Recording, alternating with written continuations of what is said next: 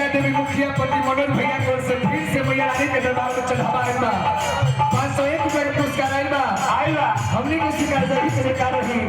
मालिक से कामना ऐसे मानना बाकी ये चीज बा लेटर आई करी खाना से लेटर आई मोरी खाना से तो छाता देव करी खाना से ऐसी लक्ष्मी धन बरसत रहो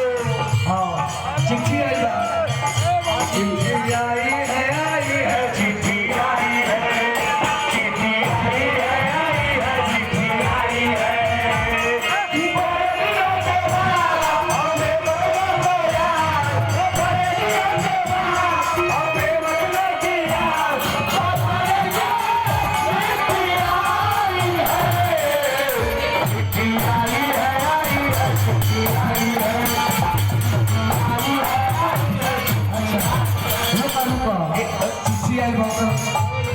एक से 7 में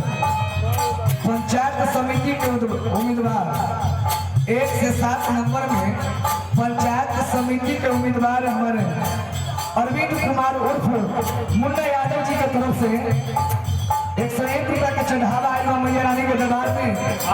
मैया उनके मन की बात की मनोकामना के पूरा करी है। ये मैया पर हमेशा आशीर्वाद हमारे अरविंद भैया को बनल रही हो।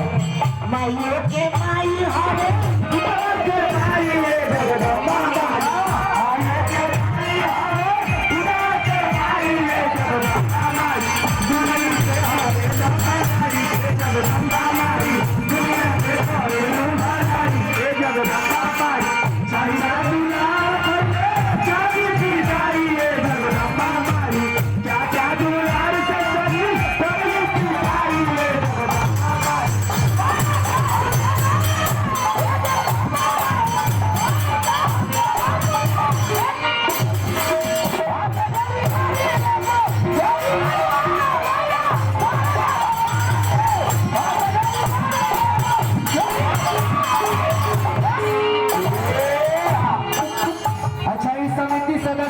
पत्नी के तरफ से 101 रुपए का पुरस्कार आई। हमने को स्वीकार जही के लेकर रही मालिक से कामना रही शुभकामना खातिर मैया से प्रार्थना रही कि हे मैया हमारे नरेश्वर बाबू को हमेशा अपना आशीर्वाद दया दृष्टि बन रही हो। अरे जाओ अच्छा फिर से राजेश्वर सिंह जी पंचायत समिति जिनका तरफ से फिर से 100 रुपया का पुरस्कार आई। हमने को स्वीकार जगह के जयकार रही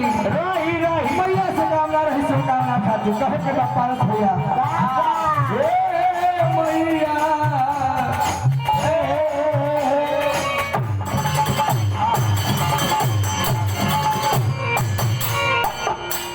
भाई आज तक एको अक्षर से भेंट नहीं थे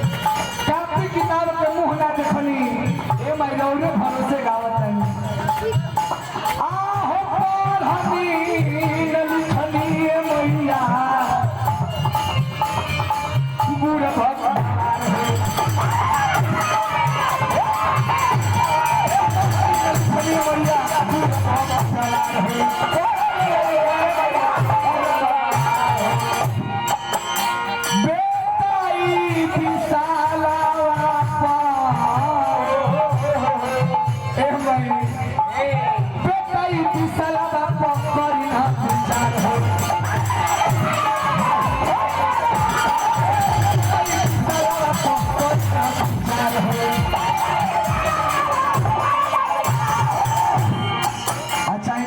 काजल मुस्कान की तरफ से मैया रानी के दरबार में चढ़ावा आयल बा हमने के स्वीकार जही के जयकार हे माई लड़का पर हमेशा अपना आशीर्वाद दया दृष्टि बन रही हो। ये लड़का पढ़ लिख के डॉक्टर इंजीनियर कलेक्टर राजा बन के राज करी यही माई से कामना रही से कामना खातिर कहे के बाद आहो पढ़नी नली खनी मैया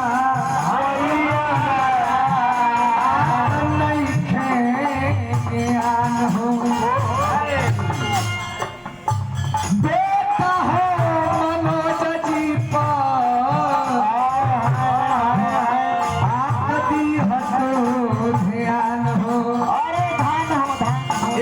चलते चलते कहेंगे जी हाथ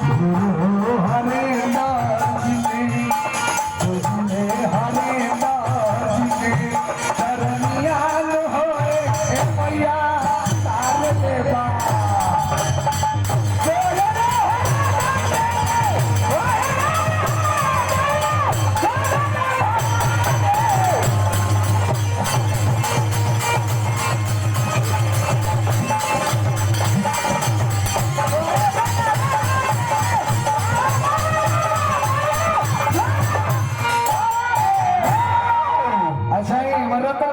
जिनका तरफ से 501 रुपए के चढ़ावा आया मैया रानी के दरबार में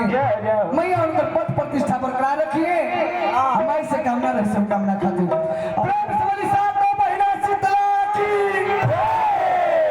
ई लेकिन बेईमानी होई छ हां बेईमानी होई छ तर को तू सना जोड़ लगब छ अकेले हम चीज अच्छे तू सहन कर कलाकार का मनोबल होला जब जनता साथ देवेला हां प्रेम से आदि सत्यात भवानी की भाई लोग दिल खोल के माइक के नीचे करा लगावे के बाद आई जे चलते चलते भाई से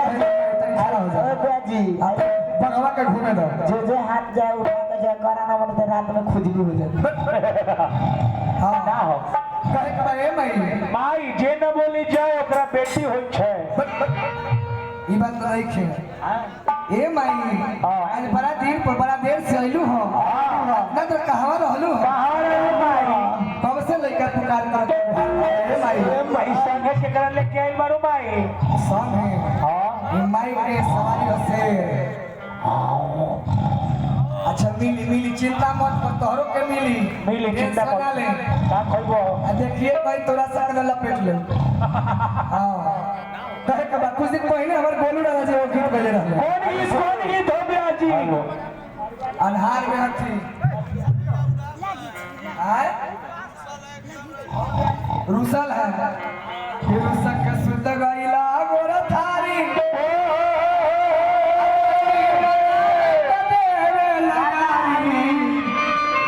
सके सुखी राजा होई सब चटवाला खिचके आशा तबई देवाना में अच्छा रुसल है कहीं घरे से ट्रेना में नहीं हुआ ओ भेल है अरे चिंता नहीं कीजिएगा एगो हम लेके आए हैं उसको ना हमारा रख लीजिएगा कहना कुछ दिन पहले हमारे गोलू राजा जी के गीत आइल है पास हो जा आहो मामा लोगो बोला पिया हो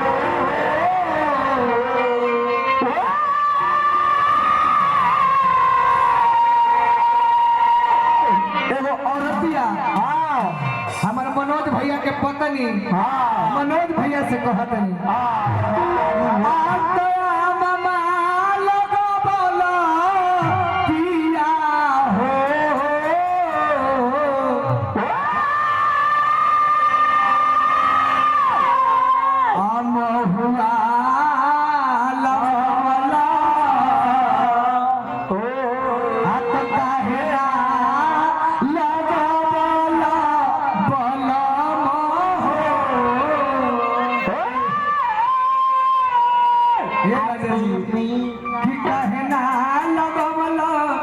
राजा जी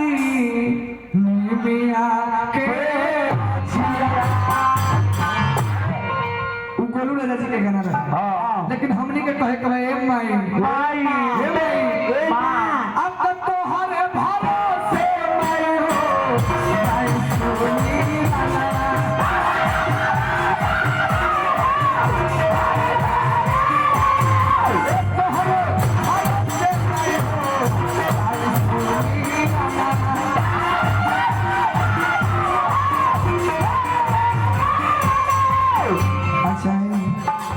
मैं ग्राम पंचायत राज जहांगीरपुर मुखिया उम्मीदवार हमारे रतन पंडित जी के तरफ से 501 रुपए के पुरस्कार हमने के स्वीकार सभी के जय जयकार हो माई से प्रार्थना रही कि हे माई हमारे रतन भैया के पद प्रतिष्ठा बरकरार हो जब मन में दिल में रखने बानी उनकर बात पूरा हो मुखिया जी एगो प्याजी अब मुखिया जी के कैंडिडेट कम से कम 15-20 होइएगा। हमको तो सबके बात रखना है, कहना है हाँ अब लौरे भरोसे माई हो